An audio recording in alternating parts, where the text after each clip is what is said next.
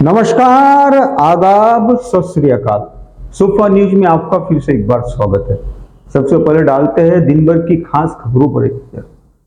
अकोला से गायगांव मार्ग पर गायगांव डिपो के सामने मार्ग के दोनों ओर बड़े पैमाने में टैंकरों को खड़ा किया जा रहा है। मार्ग के दोनों ओर टैंकर खड़े किए जाने के कारण काफी चौड़ा मार्ग सकरा हो गया है, जिसके कारण भविष्य में कभी भी बड़ी दुर्घटना हो सकती है। स्थानीय नागरिकों ने कई बार इस टैंकर की समस्या को लेकर निवेदन दिए हैं, बावजूद इसके अभी तक किसी भी प्रकार की कार्रवाई नहीं की जा रही है। क्या जब तक कोई बड़ी दुर्घटना नहीं होती तब तक संबंधित विभाग कार्रवाई नहीं करेगा? इस प्रकार का सवाल पूछा जा रहा है। अकोला शहर के पास स्थित गायगांव में पेट्रोल डिपो है, जहां से रोजाना हजारों की संख्या में टैंकर पेट्रोल और डीजल का माल आसपास के शहरों में और ग्रामीण इलाकों में पहुंचाते हैं। लेकिन आश्चर्य की बात यह है कि यह डीजल और पेट्रोल के टैंकर सड़क के दोनों ओर खड़े किए जाते हैं, जिसके कारण काफी चौड़ी सड़क सकरी हो जाती है, जिसकी वजह से कभी भी बड़ी दुर्घटना हो सकती है। स्थानीय नागरिकों ने कई बार निवेदन देकर यहाँ के खाली टैंकर गायगांव डिपो के भीतर खड़े रखने की मांग की है, बावजूद इसके अभी तक इस ओर किसी भी प्रकार का ध्यान नहीं दिया जा रहा है। जब तक यहाँ इस मार्ग पर बड़ी दुर्घटना नहीं होती तब तक प्रशासन की नींद नहीं खुलेगी, ऐसा प्रतीत होता है। स्थानीय नागरिकों ने यहाँ पर सड़क के दोनों ओर खड़े रहने वाले टैंकरों को गायगांव डिपो के भीतर खड़े रखने की मांग सुपर न्यूज से बोलते हुए की है। बीच में सर टैंकर लगा देते बैलगाड़ी के रास्ते पे, और वो बैल जाने को तकलीफ होती। अगर समझ लेना कोई उधर के साइड से आ रहा तो बैलगाड़ी वाले को दिखता नहीं क्या आ रहा करके। हाँ, तो आगे भविष्य में दुर्घटना की संभावना है, क्योंकि पेट्रोल और डीजल वगैरह सभी रहता उसमें।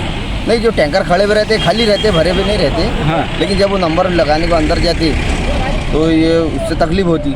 अच्छा। नंबर आने के पहले वो पार्किंग में से बाहर रोड पे निकाल लेते और रोड पर ही खड़े रहते।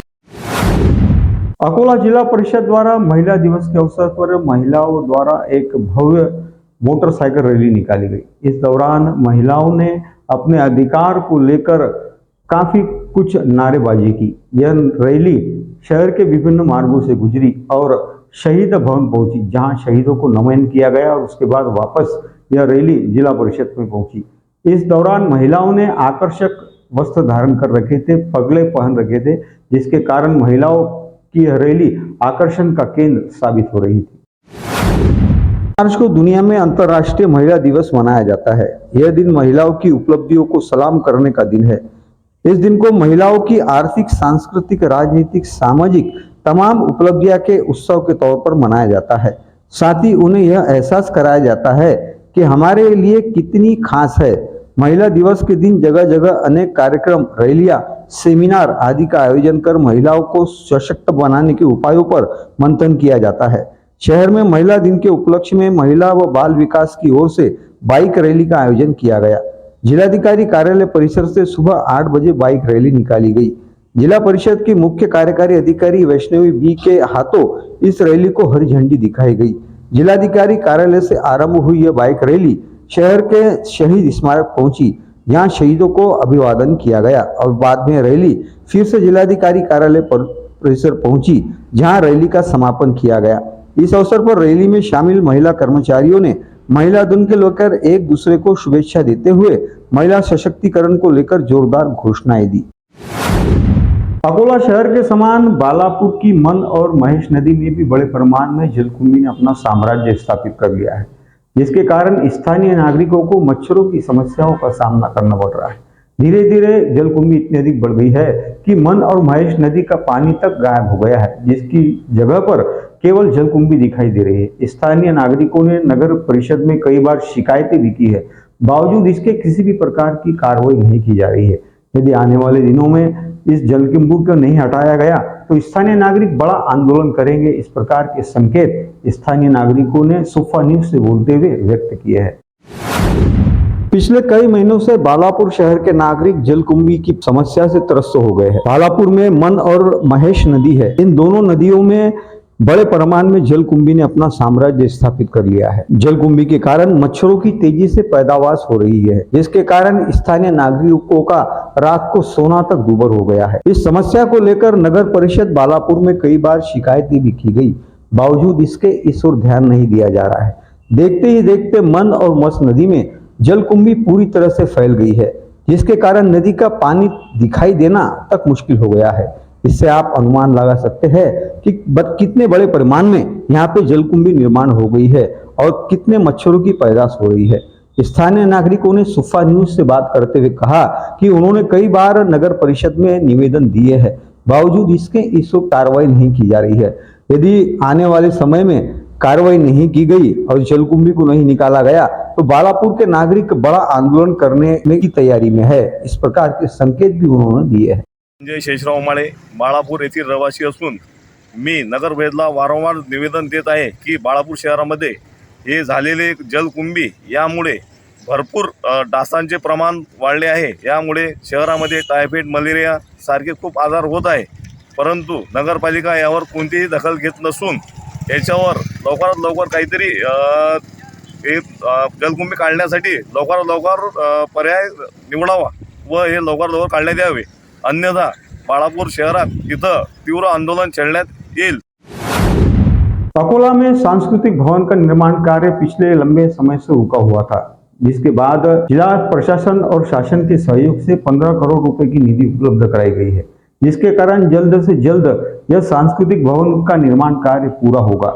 जिसे लेकर विधायक रणधीर सावरकर ने सांस्कृतिक भवन को भेंट दी और स्थानीय नागरिकों और अधिकारियों से मिलकर इस कार्य को जल्द से जल्द पूरा करने के लिए निर्देश दिए, ताकि आने वाले समय में स्थानीय कलाकारों को एक मंच उपलब्ध हो सके। अकोला शहर में सांस्कृतिक भवन का निर्माण पिछले कई सालों से रुका पड़ा था। निधि के अभाव के कारण सांस्कृतिक भवन का काम रुक गया था, परंतु शासन द्वारा अब सांस्कृतिक भवन के निर्माण और आधुनिकीकरण के लिए 15 करोड़ रुपए की निधि उपलब्ध कराई गई है, जिसे देखते हुए स्थानीय कलाकारों में हर्ष की लहर दौड़ गई है। जल्द से जल्द सांस्कृतिक भवन का काम पूरा होगा और स्थानीय कलाकारों को अपनी कला प्रस्तुत करने के लिए मंच उपलब्ध होगा। इस बात को ध्यान में रखते हुए विधायक रणधीर सावरकर ने सांस्कृतिक भवन को भेंट दी और यहाँ के अधिकारियों को आवश्यक निर्देश दिए। उन्होंने कहा कि जल्द से जल्द सांस्कृतिक भवन का काम पूरा किया जाए, इसका आधुनिकीकरण किया जाए, ताकि यह कलाकारों के लिए एक मंच साबित हो। अकोला की भूमि यह कलाकारों की भूमि है। यहाँ पर अच्छे अच्छे कलाकारों पैदा हुए हैं, जिन्होंने अपनी कला से पूरे महाराष्ट्र नहीं बल्कि देश का नाम रोशन किया है। यदि सांस्कृतिक भवन जल्द से जल्द पूरा होता है तो स्थानीय कलाकारों को एक मंच मिलेगा और वह अपनी कला सभी ओर प्रदर्शित कर सकेंगे। अकोला में अत्यंत उत्साह और भक्ति के साथ महाशिवरात्रि का पर्व मनाया गया। इस दौरान महाशिवरात्रि के अवसर पर खदान परिसर में संगमेश्वर महादेव की ओर से एक भव्य शोभा यात्रा निकाली गई, जिसमें महिला और पुरुष ने भगवान शंकर और पार्वती का रूप धारण कर रखा था। इस शोभा यात्रा में सैकड़ों की संख्या में लोग शामिल हुए थे। शहर के प्रमुख मार्गों से शोभा यात्रा निकाली गई, जिसका समापन श्री राज राजेश्वर मंदिर में किया गया। अकोला में अत्यंत उत्साह के साथ महाशिवरात्रि का पर्व मनाया गया। अकोला के खदान परिसर में संगेश्वर मंदिर द्वारा एक भव्य शोभा यात्रा निकाली गई, जिसमें साक्षात भगवान शिव और पार्वती की प्रतिमा साकार की गई थी। इस अवसर पर हजारों लोग इस शोभा यात्रा में शामिल हुए थे। शहर के प्रमुख मार्गों से होते हुए यह शोभा यात्रा श्री राज राजेश्वर मंदिर पहुंची, जहां इसका समापन किया गया। इस अवसर पर शोभा यात्रा में शामिल सभी नागरिक भगवान शंकर के नारे लगा रहे थे, जिसके कारण पूरा वातावरण भक्तिमय हो गया था। आज तक के लिए बस इतना ही। कल हम फिर मिलेंगे नए समाचार के साथ। तब तक आप देखते रहिए सुफा न्यूज, आम आदमी की आवाज। यदि आपने हमारे चैनल को सब्सक्राइब नहीं किया है तो सब्सक्राइब जरूर करें और बेल आइकन बटन दबाना ना भूलें, ताकि आपको लेटेस्ट अपडेट मिलती रहे। तब तक के लिए नमस्कार।